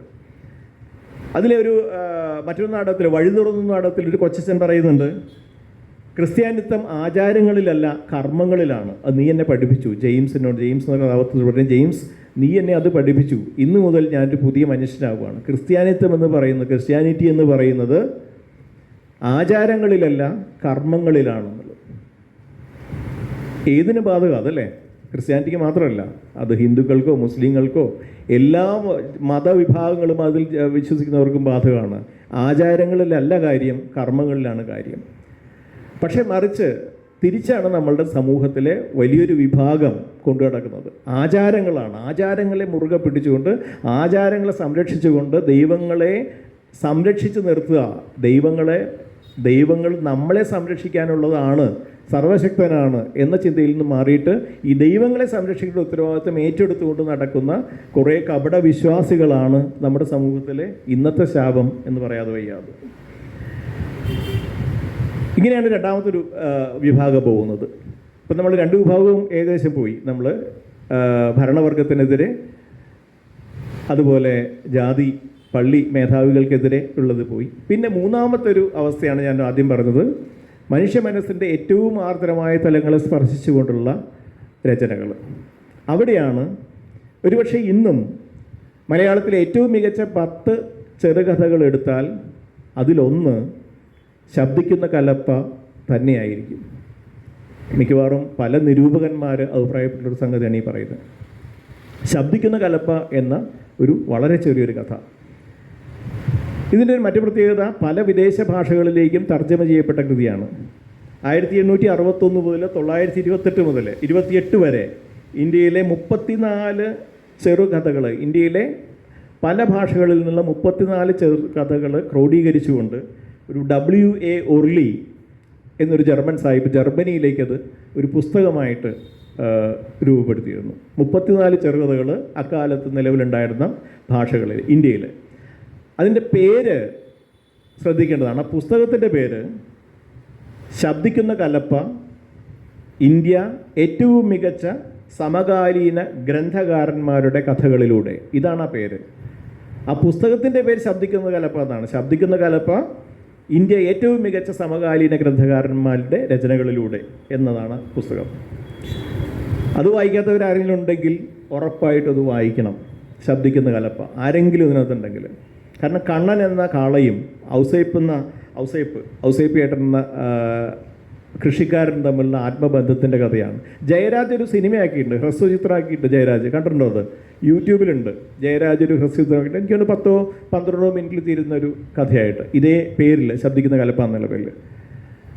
അത് മനസ്സിന് അത്രയ്ക്ക് തട്ടുന്നൊരു കഥയാണ്. ഔസേപ്പ് ചേട്ടനും കണ്ണൻ എന്ന കാളയും. കണ്ണൻ എന്ന കാള ഔസേപ്പ് ചേട്ടൻ്റെ ഒരേ ഒരു സ്വത്തെന്ന് പറയാം. ഈ കണ്ണൻ എന്ന കാളയും ഔസേപ്പും പൂർണ്ണമായിട്ട് 24 മണിക്കൂർ 20 മണിക്കൂറും അധ്വാനിച്ചാലും അത് അന്നത്തെ ഒരു അവസ്ഥയാണത്. ഇത്രയും അധ്വാനിക്കുന്ന ഔസേപ്പ് ചേട്ടൻ്റെ ഭാര്യയും ഒരു മകളും അടങ്ങുന്ന കുടുംബത്തിന് 3 നേരം ഭക്ഷണം കഴിക്കാനുള്ള വക ഇല്ല എന്നുള്ളതാണ്. അപ്പം അന്ന് അധ്വാനത്തിൻ്റെ വില അധ്വാനിക്കുന്നതിന് കിട്ടിയിരുന്നില്ല എന്നുള്ളതിൻ്റെ വളരെ വ്യക്തമായ ഉദാഹരണമാണ്. എല്ലുമുറയെ പണിയെടുക്കുന്ന ഔസേപ്പ് ചേട്ടന് 3 നേരം ഭക്ഷണം കഴിക്കാനുള്ള വകയില്ല. മകളുടെ കല്യാണവുമായിട്ട് ബന്ധപ്പെട്ട് സ്ഥലവും അവസാനം കണ്ണനെയും വിൽക്കേണ്ടി വന്നു. കണ്ണൻ എന്ന കാള പറയുന്നത് ഔസേപ്പേട്ടൻ കണ്ണനോട് സംസാരിക്കും, കണ്ണൻ ഔസേപ്പേട്ടനോട് സംസാരിക്കും. അങ്ങനെ വളരെ പരസ്പരം മനസ്സിലാക്കുന്ന. കണ്ണനെ അഴിച്ചുകൊണ്ട് പോകുമ്പോൾ ഔസേപ്പേട്ടൻ മരത്തിൻ്റെ അവിടെ മാറി നിന്നിട്ട് കരയുന്ന ഔസേപ്പേട്ടനെയാണ് കാണുന്നത്. അത്രയ്ക്ക് നിവൃത്തിയില്ലാത്ത, പക്ഷേ മകളെ കല്യാണം കഴിപ്പിച്ചയക്കണം. പക്ഷേ ഇത് കഴിഞ്ഞിട്ട് കുറച്ച് നാൾ കഴിയുമ്പോൾ മകള് ഗർഭിണിയായി തിരിച്ചു വരുന്നു. കുട്ടിയായതിനു ശേഷം ഒന്നു തിരിച്ചു പോകുമ്പോൾ ഇവർക്കൊരു ചടങ്ങുണ്ട്. ഇത്ര ഈ തുണി കൊണ്ടുപോകണം, വാങ്ങാൻ നിവർത്തിയില്ല. ഔസേപ്പച്ചൻ്റെ ഭാര്യ അപ്പോൾ പറയുന്നു, ഒരു കുറി കിട്ടിയിട്ടുണ്ട്, നിങ്ങളതിനെ വാങ്ങിച്ചുകൊണ്ട് വാ, പട്ടണത്തിലേക്ക് വാങ്ങിച്ചുകൊണ്ട് വാ എന്ന് പറയുന്നു. അങ്ങനെ ഔസേപ്പേട്ടൻ പോവുകയാണ് തുണി വാങ്ങിക്കാനായിട്ട്. തുണി വാങ്ങിക്കാൻ പട്ടണത്തിൽ പോകുമ്പോൾ ഇങ്ങനെ ഓരോ കടകളിലും ചെന്നിട്ട് ചോദിക്കും, കാരണം ഏറ്റവും വില കുറഞ്ഞത് വാങ്ങിക്കണം. അങ്ങനെ 2-3 കടകൾ കഴിഞ്ഞ് നടക്കുന്ന സമയത്ത് നോക്കിയപ്പോൾ കുറേ കന്നുകാലികളെ കൊണ്ടുപോവുക. ചാപ്പ കുത്തിയിട്ടുണ്ട്, അറക്കാൻ കൊണ്ടുപോകുക, വെട്ടാൻ കൊണ്ടുപോകുന്ന കന്നുകാലികൾ, ചാവാലികളായ എല്ലും തോലുമായ കന്നുകാലികൾ. പെട്ടെന്ന് അതിൽ നോക്കുമ്പോൾ ഒരു കാള ഔസേപ്പേട്ടനെ ഇങ്ങനെ നോക്കുന്നുണ്ട്. ഔസേപ്പേട്ടൻ നോക്കി, ഔസേപ്പേട്ടൻ്റെ കണ്ണ് നിറഞ്ഞത് കണ്ണനായിരുന്നു, എല്ലും തോലുമായിട്ട് വളരെ ദയനീയമായ. എന്നിട്ടും ആ കണ്ണൻ്റെ കണ്ണിലെ, ഔസേപ്പേട്ടനെ കാണുമ്പോൾ കണ്ണൻ്റെ കണ്ണിലെ ആ ഒരു ഭാവവ്യത്യാസം ഔസേപ്പേട്ടനാകെ എന്താ പറയുക, വലിയൊരു പ്രശ്നത്തിലായി. കണ്ണനെ തട്ടി തലോടി നിൽക്കുന്നു, വലിയൊരു വ്രണമുണ്ട് കണ്ണൻ്റെ മേത്ത്. തട്ടി തലോടി കണ്ണനോട് സംസാരിക്കുമ്പോൾ മറ്റേ അയാൾ വരുന്നു, മാറി നിൽക്കുക, കൊണ്ടുപോകണം, നാളെ രാവിലത്തേക്ക് ഉള്ള മുതലാണെന്നാണ് പറയണത്. അറക്കാൻ കൊണ്ടുപോവാണ്. അവസാനം ഔസേപ്പേട്ടൻ കയ്യിലുള്ള പൈസ കൊടുത്ത് കണ്ണനെയും കൊണ്ട് തിരിച്ചു പോവാണ്. കുടിലിൽ രാത്രിയായി, റാന്തൽ വിളക്കുന്ന വെളിച്ചത്തിൽ ഇവർ കാത്തിരിക്കുകയാണ്. തുണിയും കൊണ്ട് അപ്പച്ചൻ വരണമല്ലോ. അങ്ങനെ ഇരിക്കുമ്പോൾ കുറേ കഴിഞ്ഞു അക്ഷമരായിട്ട് നിൽക്കുമ്പോൾ അതാ വരുന്നു, ദൂരെ നിന്ന് കാണാം. പക്ഷേ വരുന്നയാളുടെ പുറകെ മറ്റൊരു ജീവി കൂടിയുണ്ട്. മുറ്റത്തേക്ക് വന്നപ്പോഴാണ് ഇവർക്ക് മനസ്സിലായത് കണ്ണനാണ്. കണ്ണനെ കൊണ്ടുവന്നതിലല്ലേ അവർക്ക് പരിഭവം. പക്ഷേ ആ ഔസേപ്പൻ്റെ ഭാര്യയും മകളും ആകെ ശാപവാക്കുകൾ കൊണ്ട് മൂടുകയാണ്, അവരുടെ വിഷമങ്ങളൊക്കെ പ്രകടിപ്പിക്കുകയാണ്. ഔസേപ്പനൊന്നും മിണ്ടുന്നില്ല. അവസാനം മകൾ പറയുകയാണ്, എന്നാലും അപ്പച്ച എന്നോട് ഈ ചതി ചെയ്യുമെന്ന് ഞാൻ വിചാരിച്ചില്ല എന്ന് പറയും. ഞാൻ എങ്ങനെ പോകും ഇനി, ഭർത്താവിൻ്റെ വീട്ടിലേക്ക് എങ്ങനെ പോകും, എന്നോട് ഈ ചതി ചെയ്യുമെന്ന് ഞാൻ വിചാരിച്ചില്ല എന്ന് പറയുമ്പോൾ ഔസേപ്പേട്ടൻ പറയുന്നുണ്ട്, മോളെ, എനിക്ക് നീയും കണ്ണനും ഒരുപോലെയല്ലേ. സ്വന്തം മകളെ പോലെ, സ്വന്തം പുത്രനെ പോലെ ഒരു മൃഗത്തെ സ്നേഹിക്കുന്ന ഔസേപ്പേട്ടൻ. അന്ന് രാത്രി ഔസേപ്പേട്ടൻ ഉറങ്ങുന്നില്ല. ഔസേപ്പേട്ടൻ ആ മുറിവിലേക്ക് വേണ്ട മരുന്ന് തയ്യാറാക്കി രാവിലെ കണ്ണനെ അത് തേപ്പിക്കാനായിട്ട് ചെല്ലുമ്പോൾ കണ്ണൻ മരിച്ചു കിടക്കും, ചത്ത് കിടക്കും. അപ്പോൾ ഔസേപ്പേട്ടൻ ആലോചിക്കുന്നത്, ഈ കുടുംബത്തിലെ ഈ വിഷമങ്ങൾ കണ്ടിട്ടാവണം കണ്ണൻ, ഇനിയും കൂടുതൽ വിഷമിപ്പിക്കരുതെന്ന് വിചാരിച്ചിട്ടാവണം കണ്ണൻ പോയതെന്നുള്ളത്. ഇത് മനോഹരമായിട്ടൊരു കഥയാണ്. ഈ കഥ വായിച്ചിട്ടില്ലാത്തവർ തീർച്ചയായിട്ടും വായിക്കണം. കാരണം പറഞ്ഞാൽ ഇത്രയൊക്കെ എഫക്റ്റ് ഉള്ളൂ. വായിച്ചു കഴിഞ്ഞാൽ നമുക്ക് നമ്മുടെ മേലാകെ കോരിത്തരിക്കും, സങ്കടം വരും. ഒരു തുള്ളി കണ്ണുനീരെങ്കിലും ഉള്ളിൻ്റെ ഉള്ളിലിറ്റ് വീഴ്ത്താതെ നമുക്ക് ഈ കഥ വായിച്ചു പോകാൻ പറ്റില്ല. അതുപോലെ ഒട്ടേറെ കഥകൾ. ആ വാഴവെട്ട് എന്നുള്ളൊരു കഥയുണ്ട്. വാഴവെട്ടിൽ ഈ രോഗം വരുമ്പോൾ വരുന്ന രോഗം എവിടേക്കുണ്ടോ അതിനെ വെട്ടുന്നല്ല. ഇപ്പോഴുണ്ടല്ലേ, പണ്ടുണ്ടായിരുന്നു തെങ്ങൊക്കെ വെട്ടിക്കളയുന്നത്.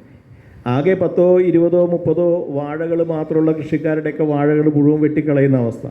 അപ്പോൾ ആ കൃഷിക്കാരൻ മാർക്കോസായിട്ട് ചോദിക്കുന്നുണ്ട്, എങ്കിൽ എന്തിനാണ് ആശുപത്രി? അസുഖം വന്നാൽ വാഴകളെ മുഴുവൻ വെട്ടണമെങ്കിൽ, അസുഖം വന്നാൽ തെങ്ങുകളൊക്കെ വെട്ടണമെങ്കിൽ എന്തിനാണ് നിങ്ങൾക്ക് ആശുപത്രി? മനുഷ്യൻ അങ്ങനെ വെട്ടിക്കൂടെ എന്ന് ചോദിക്കുന്നൊരു കഥാപാത്രമുണ്ട്. അങ്ങനെ ഒട്ടേറെ കഥകൾ ഇത്തരത്തിലുള്ള വളരെ എന്താ പറയുക, മനുഷ്യസ്പർശിയായിട്ടുള്ള, ഹൃദയസ്പർശിയായിട്ടുള്ള ഒട്ടേറെ കഥകൾ കൂടി ഇദ്ദേഹത്തിൻ്റെ തൂലികയിൽ നിന്ന് പറഞ്ഞിട്ടുണ്ട്.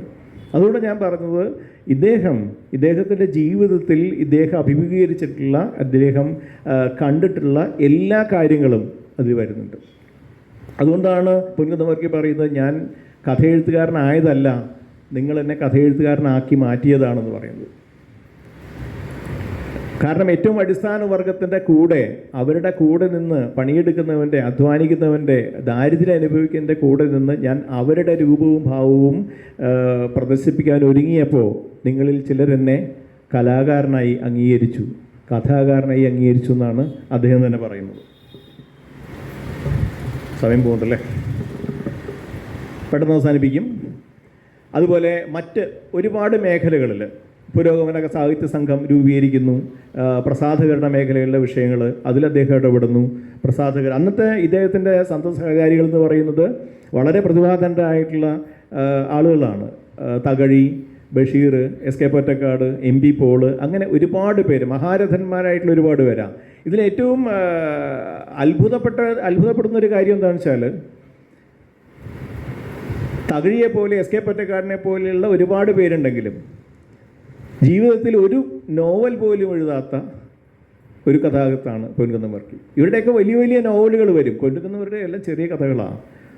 ജീവിതത്തിൽ ഒരു നോവൽ പോലും എഴുതാത്ത ഇവരുടെ ഇടയിൽ തലയെടുപ്പോടെ നിന്ന ഒരു പോരാളിയായിരുന്നു പൊൻകുന്നം വർക്കി. 1957 വളരെ പ്രധാനപ്പെട്ട, ഇത് വിട്ടുപോകാൻ പാടില്ലാത്തതുകൊണ്ട് ഞാൻ പറയുകയാണ്, 1957 EMS സർക്കാർ EMSൻ്റെ നേതൃത്വത്തിൽ ഭരിക്കുമ്പോൾ 1857 ഒന്നാം സ്വാതന്ത്ര്യ സമരത്തിൻ്റെ ശതാബ്ദി 100 വർഷം ആഘോഷിക്കാൻ തീരുമാനിക്കുന്നു. EMS ഗവൺമെൻറ് ആഘോഷിക്കാൻ തീരുമാനിക്കുകയാണ്. അത് തിരുവനന്തപുരത്ത് പാളയം രക്തസാക്ഷി മണ്ഡപം അറിയാം അല്ലേ? പാളയം രക്തസാക്ഷി മണ്ഡപം ഉദ്ഘാടനം ചെയ്യുന്നത് ഈ പറയുന്ന 1857 ഒന്നാം സ്വാതന്ത്ര്യ സമരത്തെ അനുസ്മരിച്ചുകൊണ്ടാണ്. അന്ന് രക്തസാക്ഷി മണ്ഡപം ഉദ്ഘാടനമുണ്ട്. VJT ഹാളിൽ വെച്ചിട്ടാണ് ചടങ്ങ് നടക്കുക. വലിയ രീതിയിലുള്ള എന്താ പറയുക, ഒരു പരിപാടി ആസൂത്രണം ചെയ്യുന്നു. അന്ന് ഈ കലകളുടെ എല്ലാ പരിപാടികളുണ്ട്. അതിൽ കലാപരമായ സ്റ്റേജിൻ്റെ എല്ലാ പരിപാടികളുടെയും ചുമതല ഏൽപ്പിച്ചിരുന്ന ഒരാൾ പൊൻകുന്നം വർക്കിയാണ്. അപ്പോൾ ഇതിലൊരു അവതരണ ഗാനം വേണം. അവതരണ ഗാനത്തിന് വേണ്ടിയിട്ട് ഇപ്പം ആദ്യം ഇതിൽ പറയുന്നത് EMSഉം മുണ്ടശ്ശേരി മാഷൊക്കെ ഒന്നിച്ചിരിക്കുന്നു. അപ്പോൾ EMS പറയുന്നു ONV ഉണ്ടെന്ന്, ONVയെ കുറിച്ച് നമുക്ക് എഴുതിച്ചാലോ എന്ന് ചോദിക്കുമ്പോൾ മുണ്ടശ്ശേരി മാഷാണ് പറയുന്നതല്ല, പൊൻകുന്നം വർക്കി എഴുതട്ടെ, വയലാർ എഴുതട്ടെ എന്ന് പറയുന്നു. അങ്ങനെ സമ്മതിക്കുന്നു. വയലാർ എഴുതുകയാണ്. വയലാർ പൊൻകുന്നം വർക്കിയായിട്ട് എഴുതുകയാണ്. ഒരുപക്ഷെ മലയാളികളെ ഏറ്റവും അധികം സ്വാധീനിച്ചിട്ടുള്ള, എന്നും അന്നും ഇന്നും എന്നും സ്വാധീനിച്ചിട്ടുള്ള ബലികുടീരങ്ങളെ എന്ന ഗാനം. ഈ ബലികുടീരങ്ങളെ പിറവിയെടുക്കുന്നത് ഇങ്ങനെയാണ്. വയലാറിൻ്റെ വരികൾക്ക് ആദ്യമായിട്ട് ആരാണ് സംഗീതം പകരുന്നത്? ദേവരായ മാഷ് ആദ്യമായിട്ട് വയലാറിൻ്റെ വരികൾക്ക് സംഗീതം പകരുന്നത് ഈ പാട്ടിന് വേണ്ടിയിട്ടാണ്, ബലികുടീരങ്ങളെ. അപ്പോൾ ഇത് തീരുമാനിക്കുന്നു. അതിൻ്റെ റിഹേഴ്സലുകൾ നടക്കുന്നു. പക്ഷേ എന്താണെന്ന് വെച്ചാൽ അത് ഉദ്ഘാടനം ചെയ്യാൻ എത്തുന്നത് രാഷ്ട്രപതിയാണ്. രാജേന്ദ്ര പ്രസാദാണെന്ന് രാഷ്ട്രപതി പങ്കെടുക്കുന്ന ചടങ്ങിൽ ഇപ്പോഴും ഉണ്ടല്ലോ, അതിൻ്റെ ചില പ്രോട്ടോക്കോളും കാര്യങ്ങളും ഉണ്ട്. അവിടുത്തെ പരിപാടികൾ എല്ലാവർക്കും നേരത്തെ കിട്ടണം. നിങ്ങൾ എന്ത് പ്രസംഗിക്കുന്നോ ആ വരികൾ പോലും അവർക്ക് കിട്ടണം, പ്രസംഗം പോലും കിട്ടണം. അങ്ങനെയാണ് രാഷ്ട്രപതിയുടെ പരിപാടിയിൽ. സ്വാഭാവികമായിട്ടും എല്ലാം പരിശോധിക്കുന്ന ഒരു വേളയിൽ ഈ പാട്ട് വന്നു, ബലികുടീരങ്ങളെ വന്നു. അന്നത്തെ IG ഉൾപ്പെടെയുള്ളവരിന്ന് പരിശോധിക്കുമ്പോൾ ബലികുടീരങ്ങളിൽ അവസാനത്തെ 2 വരികളിൽ ഇങ്ങനെ ചെങ്കൊടി നേടി എന്നുണ്ടല്ലേ. ബലികുടീരങ്ങൾ അറിയില്ലേ? 2 വരി പാടാൻ പറഞ്ഞാൽ പാടില്ലാരും. മനോജില്ലേ അവിടെ? മനോജേ, അവസാനത്തെ 2 വരി അതിൽ ആ ചെങ്കൊടി നേടി എന്ന പദമുണ്ട്. ഈ ചെങ്കൊടി ഇവർക്ക് പറ്റിയില്ല. ഒരു ചെങ്കൊടി പറ്റില്ല. സത്യത്തിൽ പറയപ്പെടുന്നത് ഇത് പറഞ്ഞ IG-യുടെ കഴുത്തിന് കയറി പിടിക്കാൻ പൊൻകുന്നവർക്ക് ചാടി എഴുന്നേറ്റ് വന്നും വയലാറും ONV ഉൾപ്പെടെയുള്ളവർ തടുത്തു മാറ്റിയെന്നാണ് പറയുന്നത്. എന്തായാലും അവർ സമ്മതിച്ചില്ല. അവസാനം വയലാർ പറഞ്ഞു ശരി നമുക്ക് മാറ്റാം. അങ്ങനെ വയലാർ അവിടെ പാടാൻ വേണ്ടി ചെങ്കൊടിക്ക് പകരം വേറെ 2 വാക്കുകൾ ആക്കി, പൊൻകൊടി എന്നാക്കി. ഈ പരിപാടി വരുന്നു. പരിപാടിയുടെ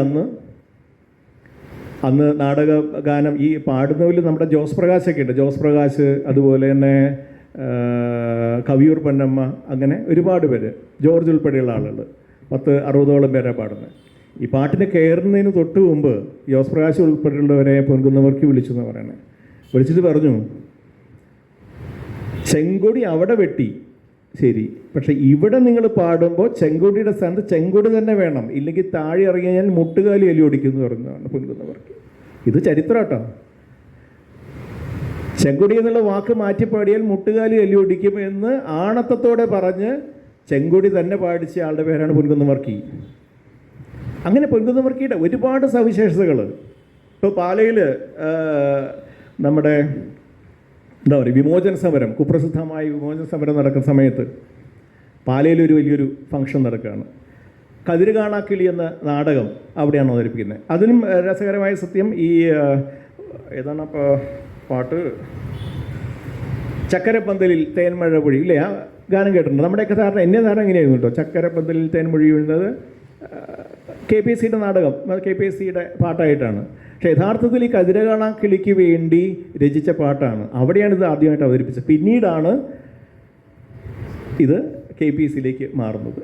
അന്ന് പാലയിൽ സംഘടിപ്പിച്ച യോഗം, പാലയിൽ സംഘടിപ്പിക്കാം. ആ പാലയിൽ സംഘടിപ്പിച്ച യോഗത്തിൽ ഏഴാച്ചേരി രാമേന്ദ്രൻ, അദ്ദേഹത്തിന് അന്ന് 15-16 വയസ്സാണ്. അദ്ദേഹത്തിന് ഓർമ്മക്കുറിപ്പിൽ പറയുന്നുണ്ട്, അദ്ദേഹം ഇത് കേൾക്കാൻ പോകുന്നു. അവിടെ നിന്ന് പൊൻകുന്നം വർക്കി പ്രസംഗിക്കുകയാണ്. അന്ന് മലയാളത്തിൽ, കേരളത്തിൽ ആദ്യമായിട്ട് തിരഞ്ഞെടുക്കപ്പെട്ട കമ്മ്യൂണിസ്റ്റ് സർക്കാരിനെ അട്ടിമറിക്കുന്നതിന് വേണ്ടി സകല തിന്മകളും ഒന്നിച്ചു കൂട്ടുകൂടി നേടിയെടുത്ത ഒരു പോരാട്ടമായിരുന്നു അത്. സത്യത്തിൽ അതിൻ്റെ കാരണങ്ങളിലേക്ക് കിടന്നാൽ നമുക്കിപ്പോഴും ചിരി വരും അല്ലേ. ഏറ്റവും പ്രധാനപ്പെട്ട കാര്യം പറയുന്നത് വിദ്യാഭ്യാസ പരിഷ്കരണമാണ്. ഈ മുണ്ടശ്ശേരി മാഷിനെ വിദ്യാഭ്യാസ മന്ത്രി ആക്കിയപ്പോൾ തന്നെ ഇവിടുത്തെ കത്തോലിക്ക മേധാവികളുടെ നെറ്റി ഒളിഞ്ഞു. കാരണം മുണ്ടശ്ശേരി മാഷിനെ അവർ അപമാനിച്ച് പുറത്താക്കിയതാണ് സെൻറ്റ് തോമസ് കോളേജിൽ നിന്ന്.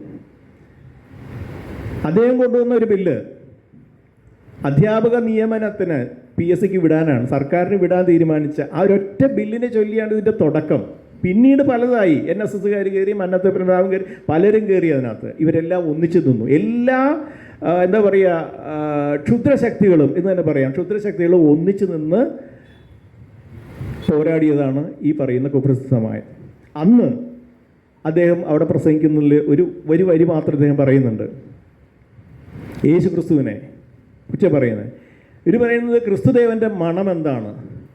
ക്രിസ്തുദേവൻ്റെ മണം അധ്വാനിക്കുന്ന മുക്കുവൻ്റെ ഗന്ധമാണ്, അധ്വാനിക്കുന്ന കർഷകൻ്റെ ഗന്ധമാണ്. പക്ഷേ ഇപ്പോൾ സംഭവിച്ചിരിക്കുന്നത്, സെൻറ്റ് പൂശിയ അച്ഛന്മാർ യേശു ക്രിസ്തുവിനെ തട്ടിക്കൊണ്ടുപോയിരിക്കുന്നു. സെൻറ്റ് പൂശിയ അച്ഛന്മാർ യേശു ക്രിസ്തുവിനെ തട്ടിക്കൊണ്ടുപോയിരിക്കുന്നു എന്ന മട്ടിൽ ഇദ്ദേഹം പ്രസംഗിക്കുന്നത് ഏഴാച്ചേരി രാമചന്ദ്രൻ കേട്ടു എന്ന് പറയുന്നു. അദ്ദേഹം അവസാന കാലത്തേക്ക് കിടക്കുമ്പോൾ എഴുത്തച്ഛൻ പുരസ്കാരം ലഭിക്കുന്നുണ്ട്. വലിയ പുരസ്കാരങ്ങളൊന്നും അദ്ദേഹം തേടി വന്നിട്ടില്ല, വലിയ അവാർഡുകളൊന്നും ഈ പറഞ്ഞ പൊൻകുന്നം വർക്കിയെ തേടി വന്നിട്ടില്ല. എന്നും നിഷേധിയായിട്ടിരുന്നു. എന്നും അതുകൊണ്ട് തന്നെ ആളുകൾക്ക് തലവേദനയായിരിക്കുമല്ലോ സ്വാഭാവികമായിട്ടും.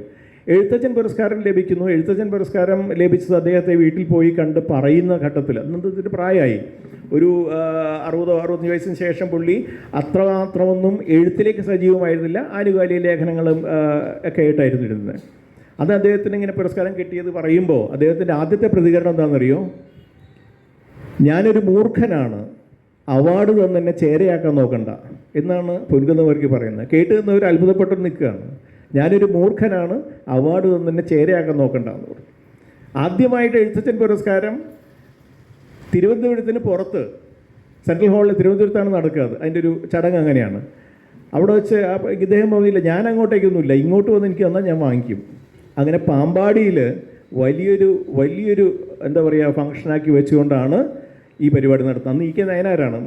നായനാർ മുഖ്യമന്ത്രി, T.K. രാമകൃഷ്ണനാണ് സാംസ്കാരിക വകുപ്പ് മന്ത്രി.